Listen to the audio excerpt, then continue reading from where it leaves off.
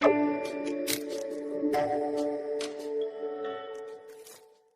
বন্ধুরা, আমি Sujata. Welcome to প্রেয়াস technology চ্যানেলে। আজকে আমরা ডিসকাশন করবো হচ্ছে ম্যাথ প্র্যাকটিস সেট নাম্বার 26। এর আগে আমরা হচ্ছে ম্যাথ প্র্যাকটিস সেট হচ্ছে টোটাল 25টা প্র্যাকটিস সেট ডিসকাশন করেছি। যারা আগের পার্টগুলো দেখোনি বা যারা হচ্ছে আগের প্র্যাকটিস পেপারগুলো থেকে হচ্ছে অঙ্কগুলো প্র্যাকটিস করতে চাও, তারা আমাদের এই ভিডিওর ডিসক্রিপশনে যে লিঙ্কটা পাবে সেখানে ক্লিক করে কিন্তু তোমরা হচ্ছে আগের পার্টগুলো দেখে নিতে পারো এবং সেখান থেকে কিন্তু আগের প্র্যাকটিস সেটগুলো প্র্যাকটিস করতে পারো। তোমাদের এক্সামের পার্সপেক্টিভে কিন্তু খুব হেল্পফুল হবে।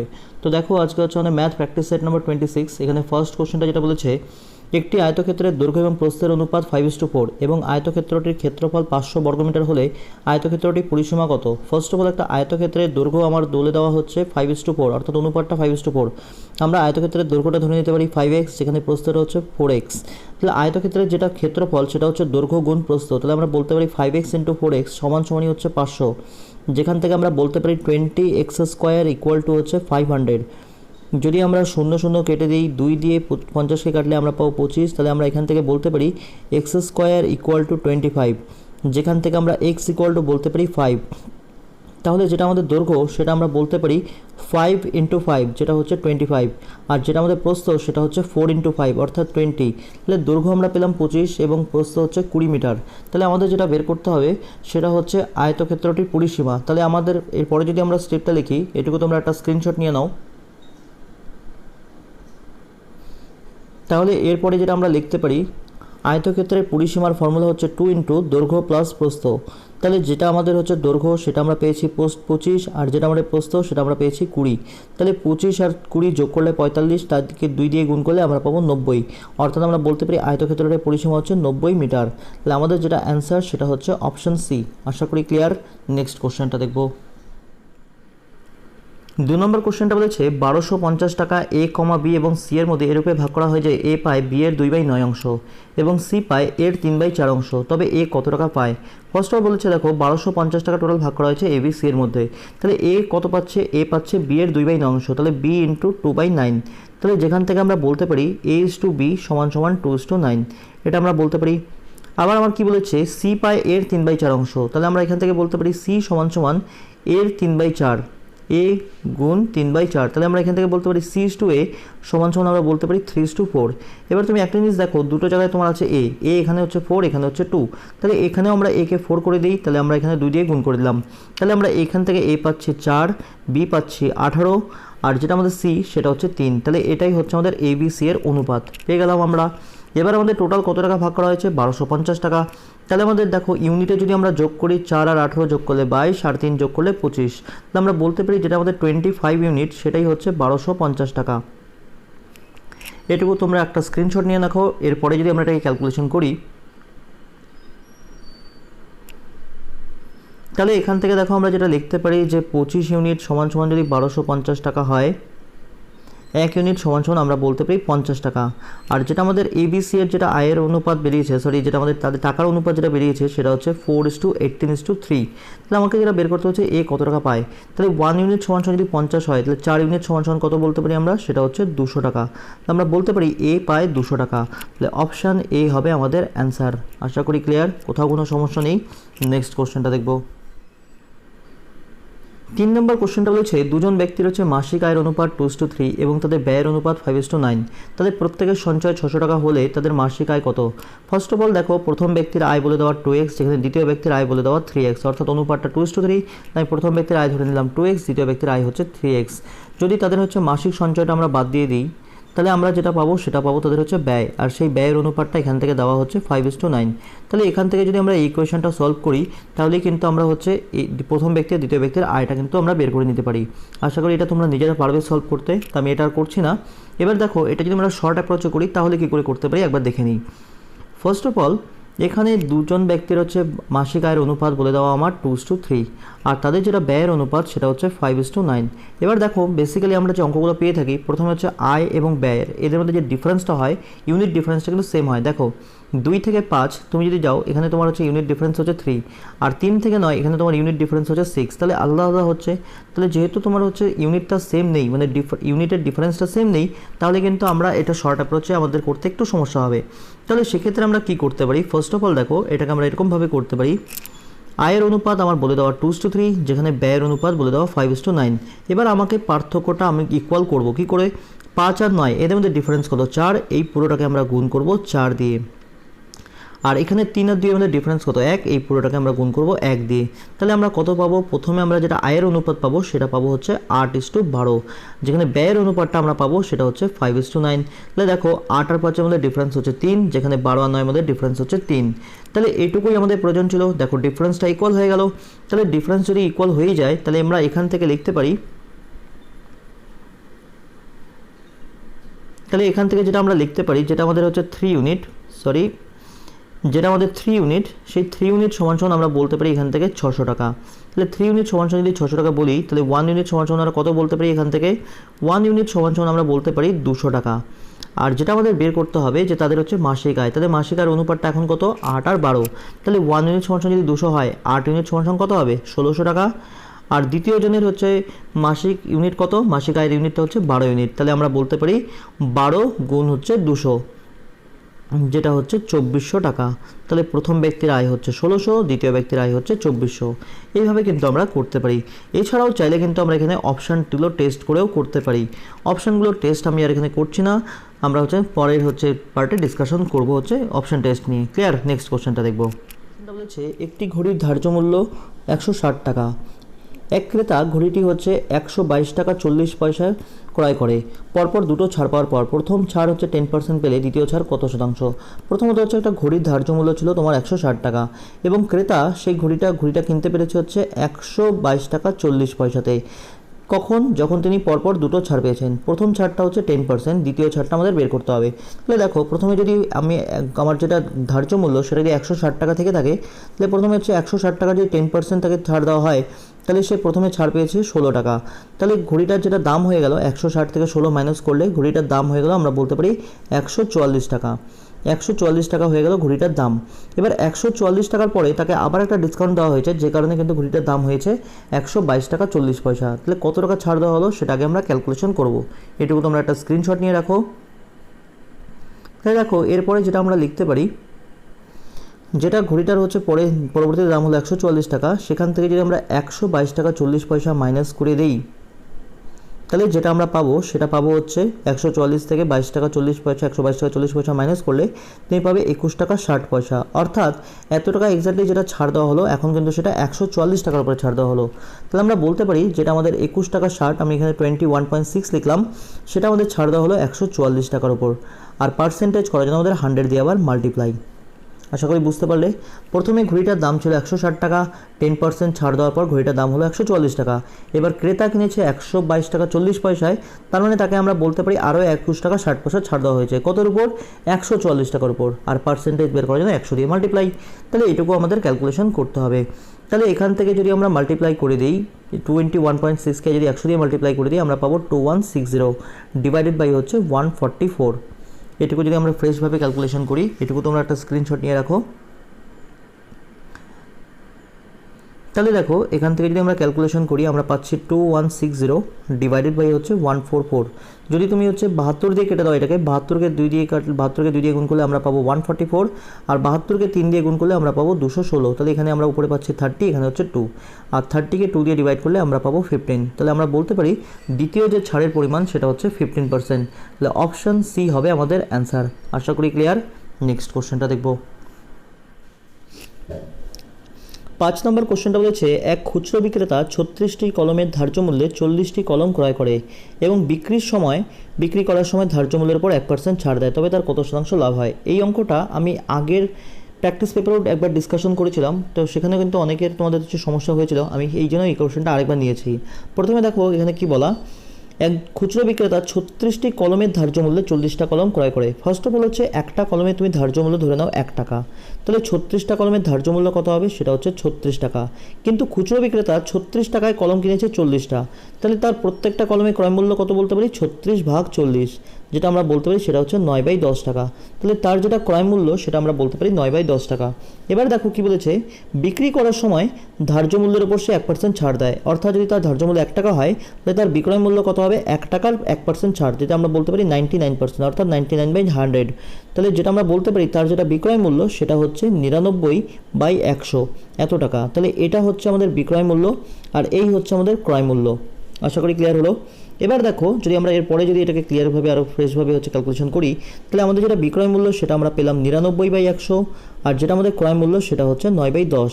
তাহলে এখান থেকে যদি আমরা ক্যালকুলেশন করি এখানে আমরা পাচ্ছি 100, 99 থেকে হচ্ছে আমরা এখানে মাইনাস করবো 90, তাহলে আমরা বলতে পারি যেটা আমাদের লাভ সেটা হচ্ছে 9/100 টাকা। তাহলে এটা আমরা বলতে পারি আমাদের লাভ হলো। এই যে 9/100 টাকা যেটা লাভ হলো সেটা কত টাকার উপরে লাভ হলো 9/10 টাকার উপর, কারণ আমাদের ক্রয় মূল্য 9/10 টাকা। তাহলে দেখো এখান থেকে যদি আমরা লিখি তাহলে আমাদের যেটা লাভ হলো সেটা হচ্ছে 9/100 টাকা, যেটা কত টাকার উপর লাভ সেটা হচ্ছে আমাদের ক্রয় মূল্যের উপর, যেটা হচ্ছে 9/10 টাকার উপর, আর পার্সেন্টেজ করার জন্য আবার 100 দিয়ে মাল্টিপ্লাই। আশা করি ক্লিয়ার। এখান থেকে এই 9 আমরা কেটে দিতে পারি, এই 0 কেটে দিতে পারি, তাহলে আমরা এখান থেকে পাচ্ছি 1/10 গুণ হচ্ছে 100, 0 কেটে দাও, তাহলে তুমি বলতে পারো তোমার যেটা লাভ সেটা হচ্ছে 10%। এই অঙ্কটা কিন্তু খুব ইম্পর্টেন্ট অঙ্ক, খুব ভালো অঙ্ক, একদম বেসিক কনসেপ্ট কিন্তু ক্লিয়ার হলেই তাহলে কিন্তু তুমি অঙ্কটা সলভ করতে পারবে। তাহলে আমাদের যেটা অ্যান্সার সেটা হচ্ছে অপশন বি। আশা করি ক্লিয়ার হলো। নেক্সট কোশ্চেনটা দেখব। 6 নম্বর কোশ্চেনটা বলেছে কোনো শহরের জনসংখ্যা প্রত্যেক বছর 10% করে বৃদ্ধি পায়। শহরে বর্তমান জনসংখ্যা 13,310 হলে 3 বছর পূর্বে জনসংখ্যা কত ছিল? ফার্স্ট অফ অল কোনো একটা শহরের জনসংখ্যা 3 বছর পূর্বে ধরে নাও এক্স ছিল, তাহলে প্রত্যেক বছর যদি 10% করে বৃদ্ধি পায় তাহলে 1 বছর পূর্বে জনসংখ্যা কত হবে? শহরের 110 বাই হচ্ছে 100। তার ঠিক 1 বছর পরে জনসংখ্যা কত হবে? আবার তার হচ্ছে 110/100, আর তার ঠিক 1 বছর পরে আবার জনসংখ্যা হবে 110 বাই হচ্ছে 100 ইকুয়াল টু আমরা কত বলতে পারি? এখন যেটা বর্তমান জনসংখ্যা সেটা হচ্ছে 13,310, তাহলে আমরা এখানে লিখতে পারি 13,310। আশা করি ক্লিয়ার হলো। আমি ধরে নিলাম যে 3 বছর পূর্বে শহরের জনসংখ্যা ছিল এক্স, 10% করে যেহেতু জনসংখ্যা বাড়ছে তাহলে 3 বছর পরে এক্স্যাক্টলি জনসংখ্যা কতটা হবে? এক্সের 110/100 করে 3 বার গুণ। আশা করি ক্লিয়ার। তো এখান থেকে যদি আমরা এই 0 কেটে দিই, 11 আর 11 3বার যদি আমরা গুণ করি আমরা পাবো হচ্ছে 1331। তাহলে এখান থেকে যদি কেটে দিই তাহলে আমরা পাবো 10, যেখান থেকে আমরা এক্স ইকুয়াল টু বলতে পারি 10 গুণ করলে 1000, 1000-এর সাথে 10 গুণ করলে আমরা পাবো এখান থেকে 10,000।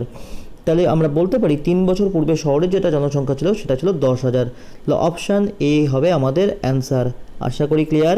নেক্সট কোশ্চেনটা দেখব। 7 নম্বর কোশ্চেনটা বলেছে রাম একটি কাজ 12 দিনে শেষ করতে পারে দৈনিক 10 ঘন্টা কাজ করে, শ্যাম ওই কাজটি 16 দিনে শেষ করতে পারে দৈনিক 5 ঘন্টা কাজ করে। রাম এবং শ্যাম একত্রে দৈনিক 8 ঘন্টা করে কাজ করলে কাজটি কত দিনে শেষ করতে পারবে? ফার্স্ট অফ অল দেখো আমরা বেসিক্যালি টাইম অ্যান্ড ওয়ার্কের যে অঙ্কগুলো করি সেটা নর্মালি আমাদের কিন্তু দিন দেওয়া থাকে, আমরা সেখানে একত্রে কাজ করলে বা পার্টিকুলারলি সে যদি এতদিন আগে চলে যায় বা এতদিন পরে চলে যায় আমাদের কিন্তু শুধুমাত্র দিন নিয়ে ক্যালকুলেশন করতে হয়। কিন্তু এই অঙ্কটার ক্ষেত্রে দিনের সাথে সময় ঘন্টার যে সম্পর্ক সেটা কিন্তু একটা মিলিয়ে দেওয়া আছে অঙ্কটা। ফার্স্ট অফ অল দেখো অঙ্কটা যদি ভালোভাবে অবজার্ভ করো, রাম হচ্ছে 12 দিনে হচ্ছে কাজ করতে পারে যখন সে 10 ঘন্টা করে কাজ করে, যেখানে শ্যাম হচ্ছে কাজটা 16 দিনে কমপ্লিট করতে পারে দৈনিক যখন সে 5 ঘন্টা করে কাজ করে। এবার রাম এবং শ্যাম একত্রে কাজ করবে কিন্তু বলেছে দৈনিক তারা 8 ঘন্টা করে কাজ করবে। তাহলে আমি যেটা প্রথমে যদি বলি রাম হচ্ছে তোমার 12 দিনে কাজটা কমপ্লিট করতে পারে 10 ঘন্টা করে কাজ করলে, তাহলে টোটাল হচ্ছে কত ঘন্টা সে কাজ করে? আমরা বলতে পারি সে 120 ঘন্টা কাজ করে।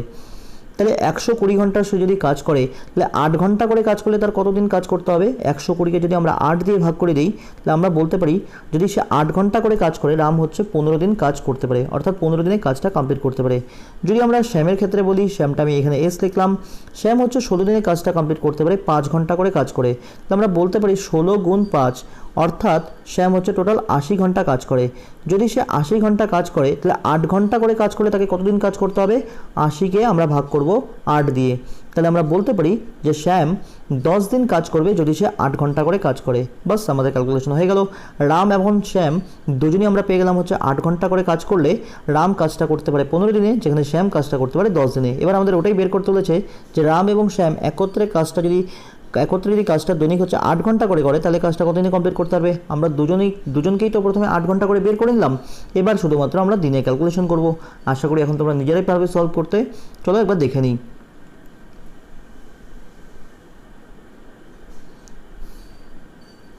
তাহলে আমরা লিখতে পারি রাম কাজটা করে 15 দিনে, যেখানে শ্যাম কাজটা করে 10 দিনে। তাহলে যেটা প্রথমে কাজ 15 আর 10-এর লসাগু সেটা হচ্ছে 30। 15 দিয়ে 30কে যদি আমরা ভাগ করি আমরা পাবো 2 ইউনিট করে পার ডে, আর 30 দিয়ে 30কে ডিভাইড করলে আমরা পাবো হচ্ছে 2 ইউনিট করে পার ডে। মোট কাজ কত আমার 30, আর 30কে আমরা ডিভাইড করবো কত দিয়ে, 2 আর 3 5 ইউনিট দিয়ে। তাহলে আমরা বলতে পারি রাম এবং শ্যাম যদি তারা হচ্ছে 8 ঘন্টা করে কাজ করে তাহলে পুরো কাজটা তারা কমপ্লিট করবে 6 দিনে। তাহলে অপশান বি হবে আমাদের অ্যান্সার। আশা করি ক্লিয়ার। এই অঙ্কটাও কিন্তু খুব ইম্পর্টেন্ট তোমাদের এক্সামের পার্সপেক্টিভে। ক্লিয়ার। নেক্সট কোশ্চেনটা দেখবো। 8 নম্বর কোশ্চেনটা বলেছে পিতা এবং পুত্রের বর্তমান বয়সের সমষ্টি হচ্ছে 44 বছর। যখন পুত্রের বয়স পিতার বর্তমান বয়সের সমান হবে তখন তাদের বয়সের সমষ্টি হবে 76 বছর। পুত্রের বর্তমান বয়স কত? ফার্স্ট অফ অল এই অঙ্কটা যদি আমরা এক্স ধরে করতে যাই তোমাদের হচ্ছে একটু বুঝতে সমস্যা হবে। এটা যদি আমরা অপশান টেস্ট করে করি তাহলে কিন্তু তোমাদের বুঝতে সমস্যা হবে, সুবিধা হবে। ফার্স্ট অফ অল দেখো এখানে বলা হচ্ছে প্রথমে পিতা এবং পুত্রের বর্তমান বয়সের সমষ্টি হচ্ছে 44 বছর। আমাকে যেটা বের করতে বলেছে প্রথম হচ্ছে পুত্রের বর্তমান বয়স। আমরা ধরে নিলাম যেটা পুত্রের বর্তমান বয়স সেটা হচ্ছে 9 বছর। তাহলে পুত্রের বর্তমান বয়স যদি 9 বছর হয় তাহলে পিতার বর্তমান বয়স আমরা কত বলতে পারি, 44 থেকে 9 বছর মাইনাস, যেটা আমরা বলতে পারি যেটা পিতার বর্তমান বয়স সেটা হচ্ছে 35 বছর। এবার বলেছি কি দেখো, যখন পুত্রের বয়স পিতার বর্তমান বয়সের সমান হবে, অর্থাৎ যখন পুত্রের বয়সটা পিতার বয়সের সমান হবে তাহলে পুত্রের বয়সটা কত হবে, 35 বছর। তাহলে পুত্রের বয়স যখন 35 বছর হবে তখন পিতার বয়সটা এক্স্যাক্টলি কত হবে, পুত্রের বয়সটা কত বাড়লো, 35 থেকে যদি তুমি 9 মাইনাস করে দাও 26 বছর বাড়লো পুত্রের বয়স, তাহলে পিতার বয়সও 26 বছর বাড়বে। তাহলে 35-এর সাথে তুমি যদি 26 প্লাস করো কত পাবে, সেটা হবে 61। তাহলে পিতার বয়সটা হয়ে যাবে তখন 61। তাহলে তখন তাদের বয়সের সমষ্টিটা দেখো কত হচ্ছে, 35 আর 61 প্লাস করলে আমরা কত পাবো, সেটা হচ্ছে 96। কিন্তু 96 তো আমার বলেনি, আমার বলেছে কত, তখন তাদের বয়সের সমষ্টি হবে 76 বছর। তাহলে আমাদের প্রথম অপশান তো হচ্ছে না। আশা করি ক্লিয়ার হলো। নেক্সট অপশানটা দেখি আরও ক্লিয়ার হবে। দেখো প্রথমে হচ্ছে পিতা এবং পুত্রের বর্তমান বয়সের সমষ্টি হচ্ছে 44 বছর। আমি ধরে নিলাম পুত্রের বর্তমান বয়স হচ্ছে 14 বছর। তাহলে পুত্রের যদি বর্তমান বয়স 14 বছর হয় তাহলে পিতার বর্তমান বয়স কত বলতে পারো, সেটা হচ্ছে 30 বছর। এবার পুত্রের বয়স যখন পিতার বর্তমান বয়সের সমান হবে, অর্থাৎ পুত্রের বয়সটা যখন 30 বছর হবে, তাহলে পুত্রের বর্তমান বয়স যখন 30 বছর হবে তখন পিতার বয়সটা কত হবে, পুত্রের বয়সটা কত বাড়লো, 16 বছর বেড়ে গেল। তাহলে পিতার বয়সটাও তখন 16 বছর বাড়বে, তখন পিতার বয়সটা কত হয়ে যাবে, 46 বছর। আর দেখো পুত্রের বয়স হচ্ছে 30 বছর, তখন পিতার বয়স হবে 46 বছর। তাদের বয়সের সমষ্টি কত হচ্ছে, 30 প্লাস 46, আমরা যদি প্লাস করি কত পাচ্ছি, 76 বছর। তাহলে এটাই তো বলেছে যে পিতার যখন পুত্রের বয়স পিতার বর্তমান বয়সের সমান হবে তখন তাদের বয়সের সমষ্টি হবে 76 বছর। তাহলে সেটাই হচ্ছে, তাহলে আমাদের যেটা অ্যান্সার হবে এক্ষেত্রে পুত্রের বর্তমান বয়স সেটা হচ্ছে 14 বছর। তাহলে অপশান বি হবে আমাদের অ্যান্সার। আশা করি তোমাদের ক্লিয়ার হয়েছে। এরপরেও যদি কারো কোথাও ডাউটস থাকে তোমরা সেটা আমাকে কমেন্ট করো, আমি এটাকে আরও ক্ল্যারিফাই করে দেবো। ক্লিয়ার। নেক্সট কোশ্চেনটা দেখবো। 9 নম্বর কোশ্চেনটা বলেছে কিছু পরিমাণ টাকা 3 বছরের সুদে আসলে 9,100 টাকা এবং 6 বছরের সুদে আসলে 11,200 টাকা হয়, তবে বার্ষিক সরল সুদের হার কত? ফার্স্ট অফ অল হচ্ছে 6 বছরে যেটা হচ্ছে আমার সুদ আসল সেটা আমার হচ্ছে 11,200 টাকা, যেখানে আমার 3 বছরে যেটা সুদ আসল 3 বছরে যে সুদ আসলটা হচ্ছে সেটা আমরা পাচ্ছি 9,100 টাকা। এবার 6 বছর থেকে যদি আমরা 3 বছর মাইনাস করে দিই আমরা পাবো 3 বছর। 3 বছর আমরা কি পাবো হচ্ছে আমাদের সুদ আর সুদের মধ্যে পার্থক্য, আসলটা কারণ দুটো টাকা সেম। তাহলে আমাদের যেটা পড়ে থাকবে 3 বছরে আমাদের পড়ে থাকবে সেই সুদটা কত, 3 বছরে আমরা সুদটা বলতে পারি 11,200 থেকে 9,100 মাইনাস করলে আমরা পাবো 2,100 টাকা। তাহলে আমরা যেটা পেলাম সেটা হচ্ছে 3 বছরে আমাদের সুদ হচ্ছে 2,100 টাকা। এবার আমাদের 3 বছরের সুদ আসল কত দেওয়া ছিল, 9,100 টাকা, আর আমরা পেলাম 3 বছরে যেটা আমাদের সুদ সেটা হচ্ছে 2,100 টাকা। তাহলে আমরা আসলটা বলতে পারি 9,100 থেকে যদি আমরা 2,100 মাইনাস করে দিই তাহলে আমরা পেয়ে যাবো আসল। তাহলে আমাদের আসলটা এক্স্যাক্টলি কত বলতে পারি, তাহলে আসলটা যেটা আমরা বলতে পারি 9,100 মাইনাস 2,100 টাকা।